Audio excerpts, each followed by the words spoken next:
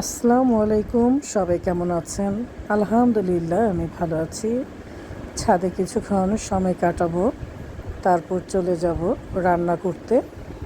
চলে এসেছি প্রতিদিনের মতো আপনাদের রৌনক আপু। আজকে রান্নার জন্য সব কিছু গুছিয়ে নিয়েছি। কই মাছ রান্না করব বেগুন আলু দিয়ে, মাছের মাথা রান্না করব লাউ দিয়ে, আর মুরগি রান্না করব ছেলের জন্য। মুরগি রান্নার জন্য পেঁয়াজ তেলের মধ্যে দিয়ে দিয়েছি, আর সাথে দিয়েছি গরম মশলা। ভাতও বসিয়ে দিয়েছি। মুরগির মধ্যে আদা রসুনের পেস্ট দিয়ে দিলাম। মুরগি রান্নার জন্য মশলা সব দিয়ে দিয়েছি। এখন ভালো করে মশলাটা কষিয়ে নেব। এখন মুরগিটা দিয়ে দিচ্ছি।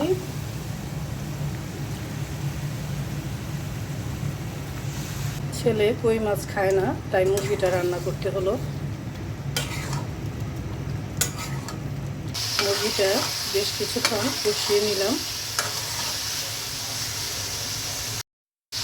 পানি দিয়ে দিচ্ছি,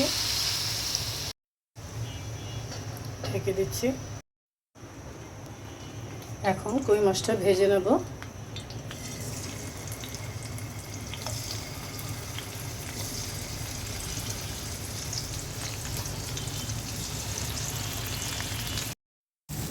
মাছটা উল্টে দিচ্ছি।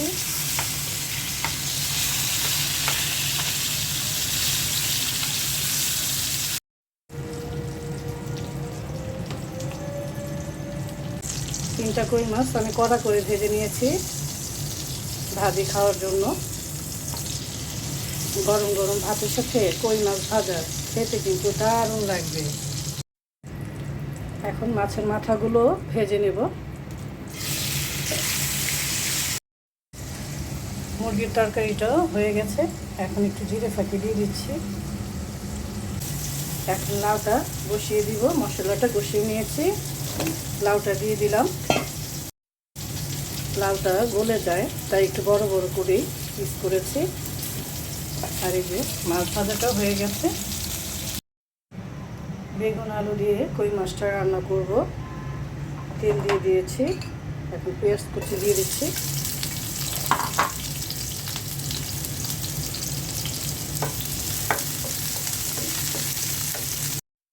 পেঁয়াজটা হালকা ভেজে নিলাম। এখন আদা রসুনের পেস্ট দিয়ে দিলাম। দিয়ে দিচ্ছি ধনিয়া ফাঁকি, হলুদ ফাঁকি, শুকনো মরিচের গুঁড়ো, জিরে ফাঁকি আর লবণ। অল্প করে পানি দিয়ে দিচ্ছি। মশলাটা কষিয়ে নিব। কাঁচামরিচ দিয়ে দিলাম। এখন সবজিগুলো দিয়ে দিচ্ছি। মাছের মাথাগুলো দিয়ে দিচ্ছি লাউয়ের তরকারিতে। পরিমাণ মতো পানি দিয়ে দিয়েছি। বড় মাছের মাথাগুলো আমি লাউ দিয়ে রান্না করার চেষ্টা করি। এই গরমের মধ্যে খেতে কিন্তু লাউয়ের তরকারি দারুণ লাগে। একটু ঢেকে দিচ্ছি। বেগুন আর আলুটা ভালো করে কষিয়ে নিলাম। এখন কই মাছটা দিয়ে দিচ্ছি।